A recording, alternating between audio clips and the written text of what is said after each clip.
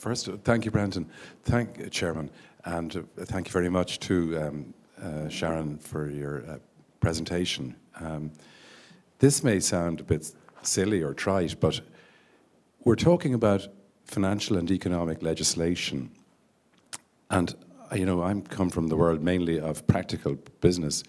And, you know, what the crises that have erupted around the place are financial and economic realities. And I wonder if we're trying to get the perfect choreography at a legislative level, are we behind the dance on the dance floor where many of the economies, to use the analogy, are collapsing and bumping into one another? I'll leave it at that for the moment. Thanks, Phil. Okay. Well, I think that's why I was making the point that I was about long-term investment, because if ever there is a need to look at whether you are damaging prospects for long-term investment and growth, it's when the economies are in difficulty, as they are now, post-crisis, and where, you know, the only way out of the crisis is growth. The way out of the crisis is not regulation. That's hopefully how not to fall into the next crisis.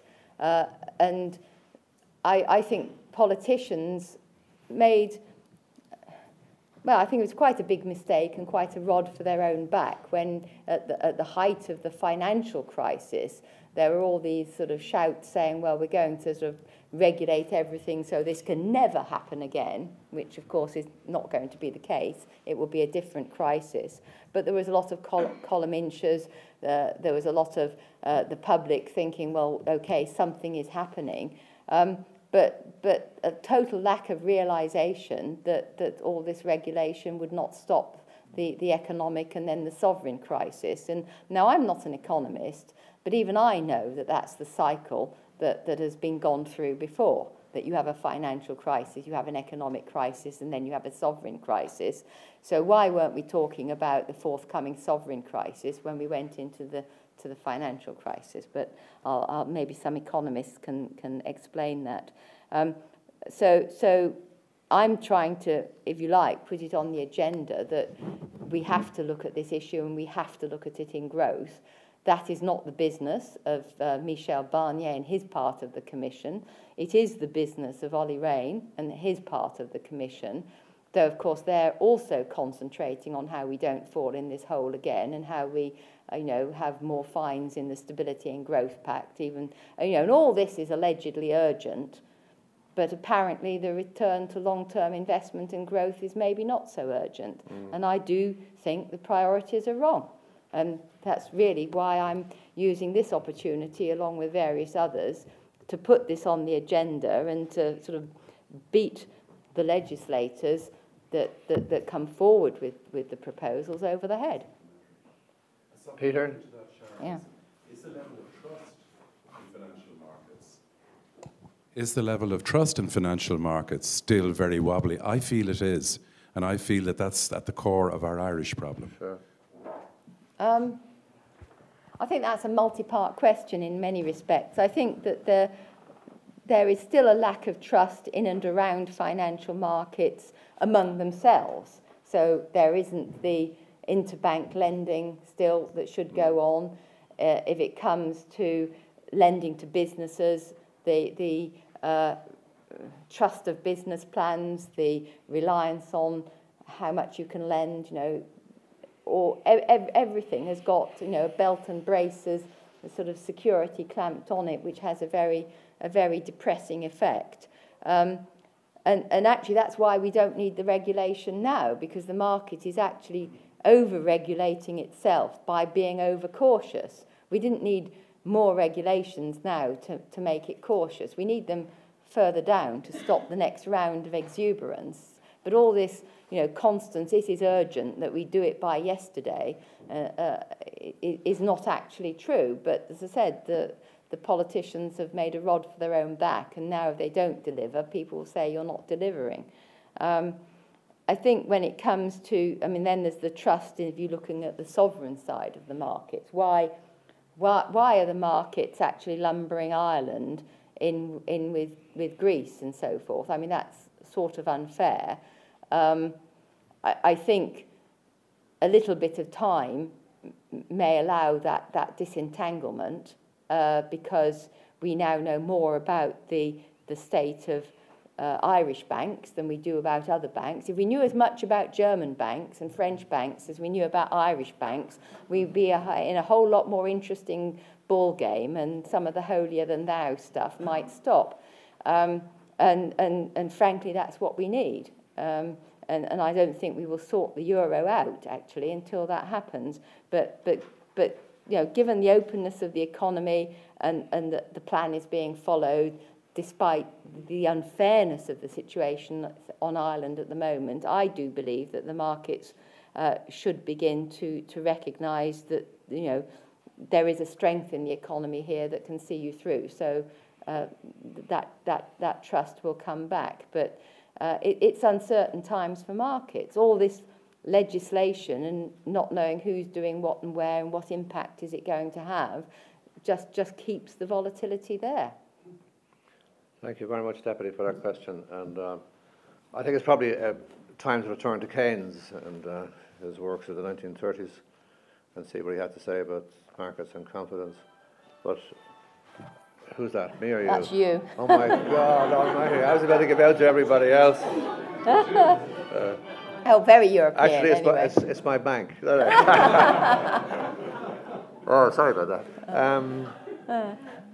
While I am inviting the economists in the audience to reflect on the question that was put to them by Sharon, that is to say, why hadn't they foreseen the sovereign debt crisis, given that all of these things go in cycles of 3? While they're contemplating that, I'm going to ask Mairead and then Ronan. Mairead. Thank you, Chairman, and thank you, Sharon, for your comments today and yesterday, because I think you've added to a much-needed broader debate on the Irish question. A comment first in relation to the banking issue. I like the idea that you're raising the concern about long-term investment and growth, but I think there's a bigger problem of short to medium-term investment and growth. If you read the recent review of the Credit Review Office on lending and lending problems, it does point out to the need for more bankable plans. In other words, there is a real nervousness in banking sector to lend, and there's a real concern within the SME sector to go looking for money. So I think we have a short, medium and long-term problem around investment that is not at all resolved. Yeah. The second question, I sit here as a member of Parliament, as you are, and sometimes I think the volume of legislation, I wonder about the capacity of not so much members of Parliament, but the system to cope and coordinate that volume of legislation and to make it coherent.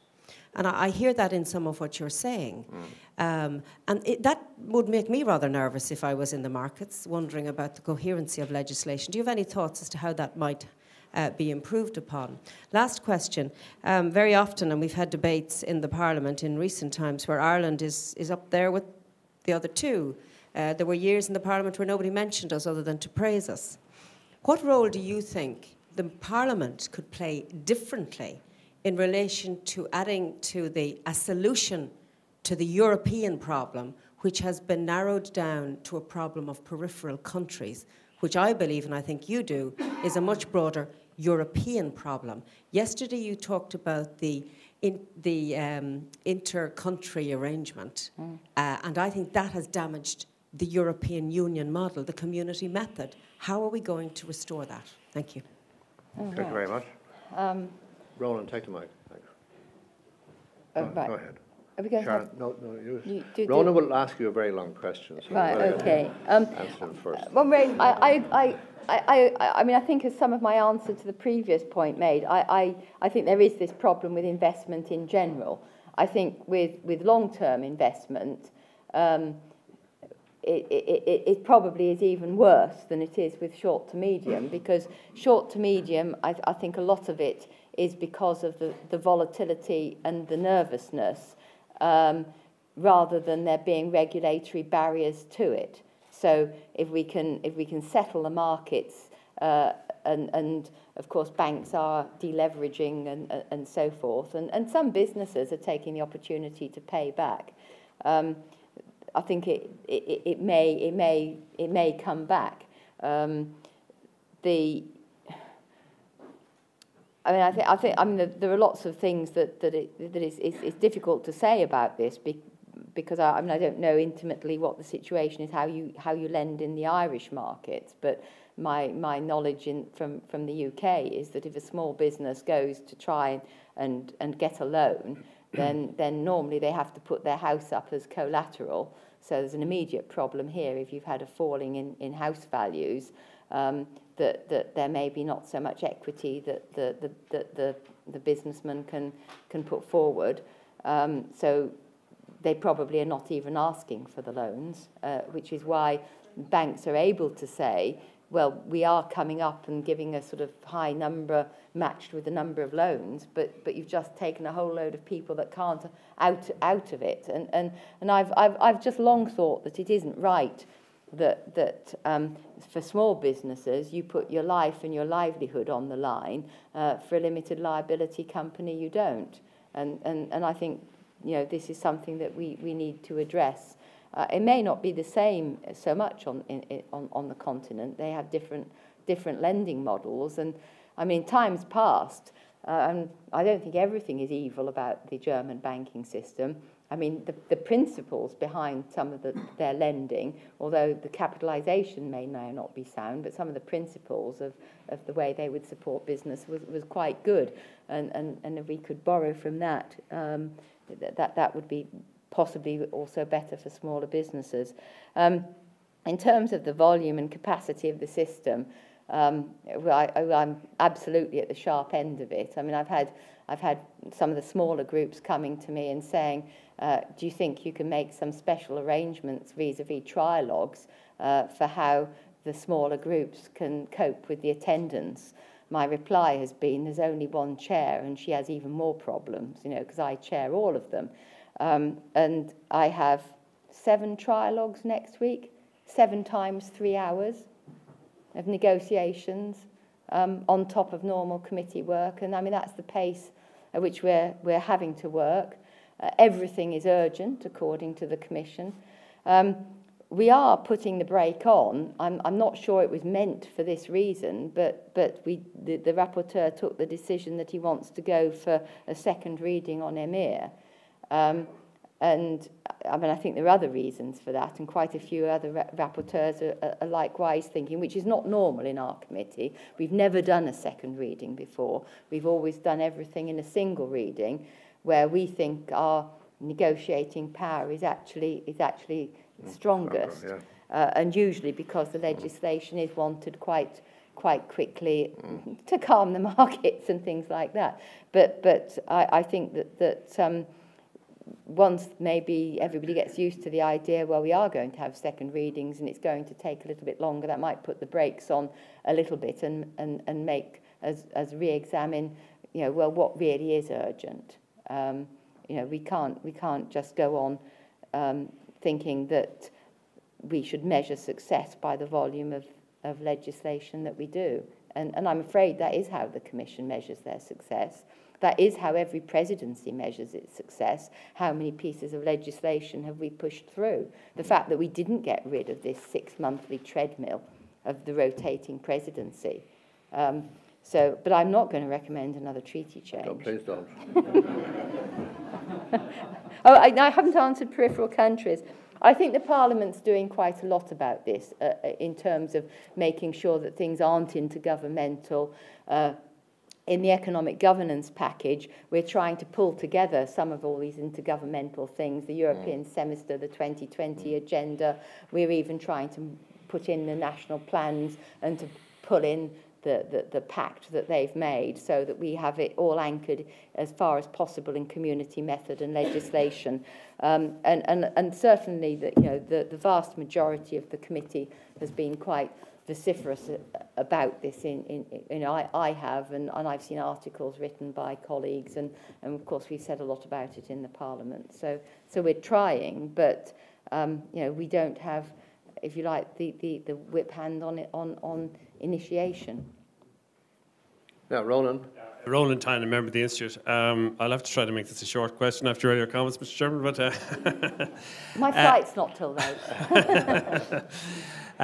No, you definitely lived up to your reputation because you made a breathtakingly refreshing comment about the solution to the problems of the euro when you suggested that a close look at the German and French banks might be helpful, particularly by the countries concerned, i.e. France and Germany, in the sense that the earlier question was why lack of trust in markets? Well, simply because it appears we do not have, all of us, 100% commitment to the euro in the sense that we have put down there is a limit, we will only go thus far, and then on the other hand we're told no, we will always go the full distance in saving the euro. In other words, the countries involved, the most important, have left doubt in the air. And I'm very curious to know, given your well-justified reputation for candour, how you see us getting out of this crisis. Now, just one very brief point about this. The Germans don't have a growth problem at the moment, thanks to the euro. They are powering ahead. They are very competitive, thanks to the euro, in part, I would say, quite significantly. Because where would the D-mark be at the moment without the euro?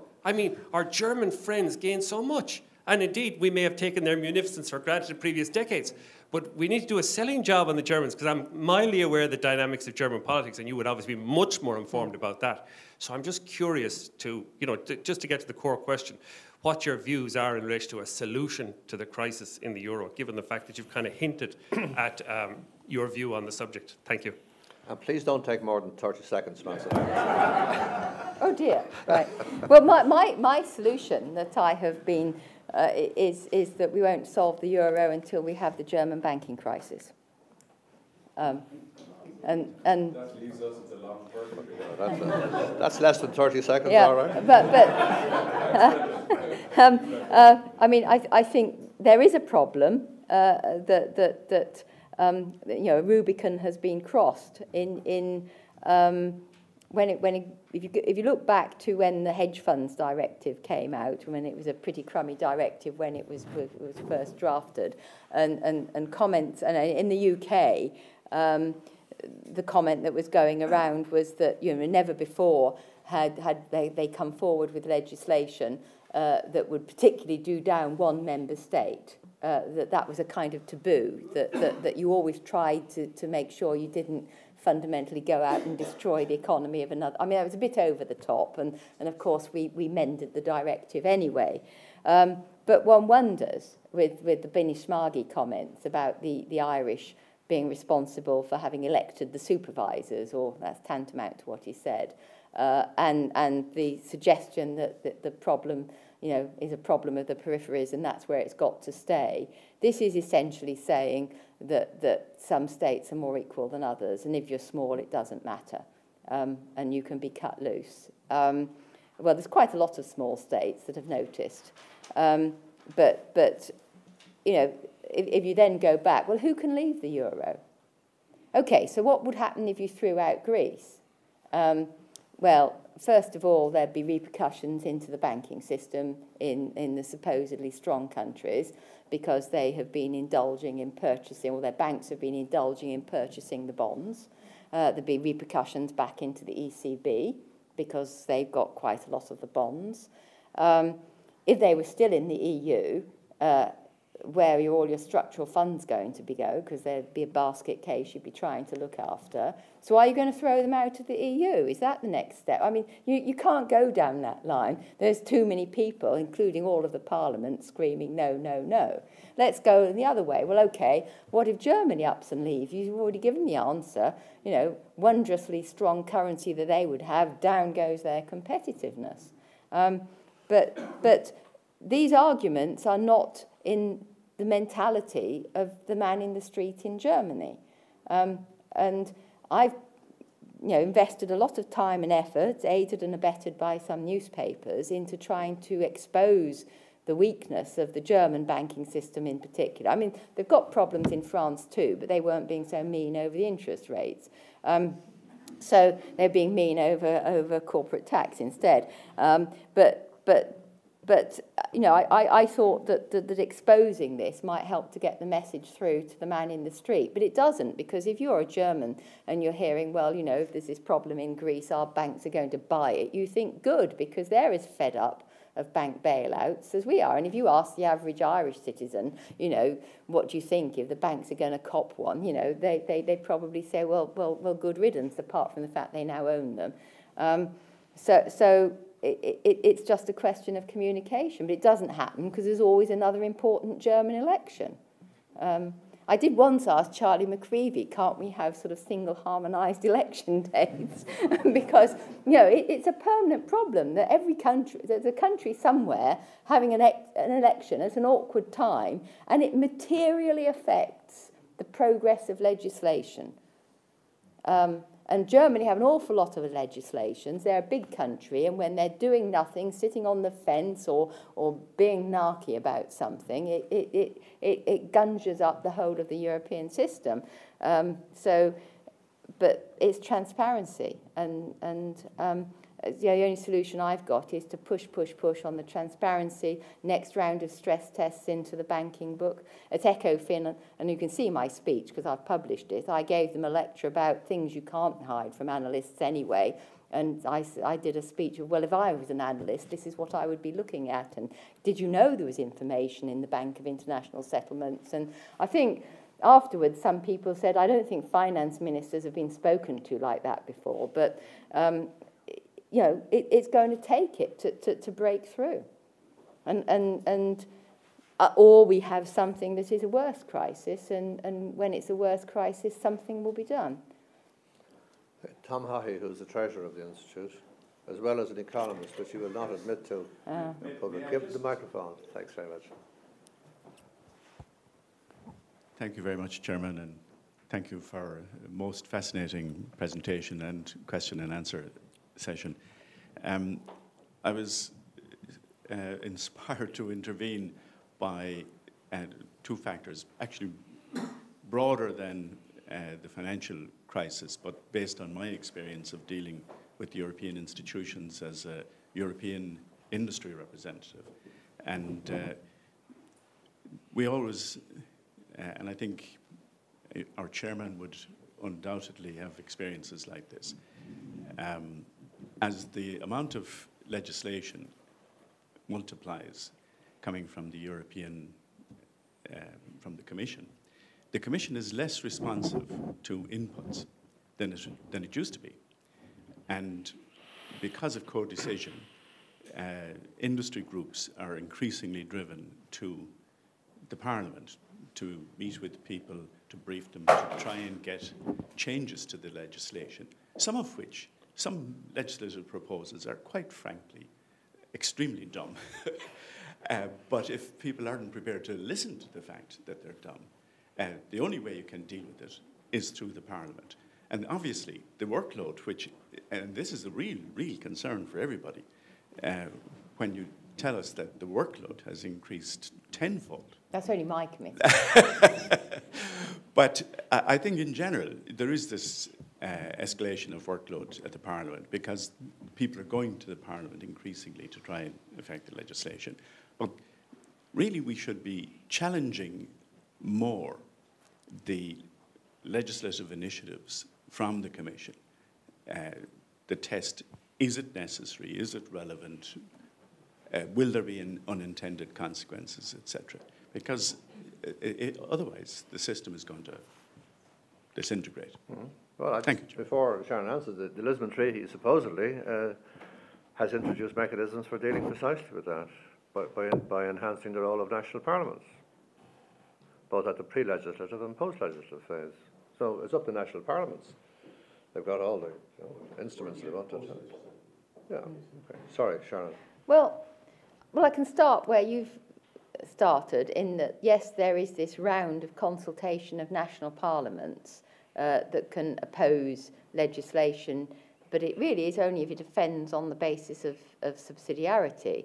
And of course, the 103 committee here, because the finance committee and everything wasn't properly set up, put in an opposition to the CCCTB, as did the UK. I think there are 13 that have gone in.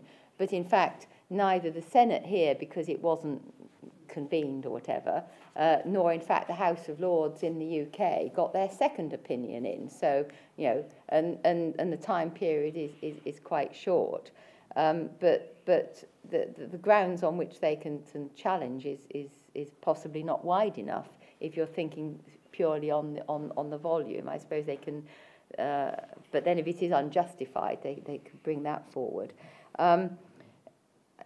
I mean, the Commission less responsive, I don't know whether that's true or not. I mean, in financial services, certainly the consultation is quite wide, and industry are in there, and it's actually quite an annoyance to me that they get consulted more than the Parliament at the pre-legislative phase. And, you know, and there's all these drafts going around amongst sort of national experts and everybody else.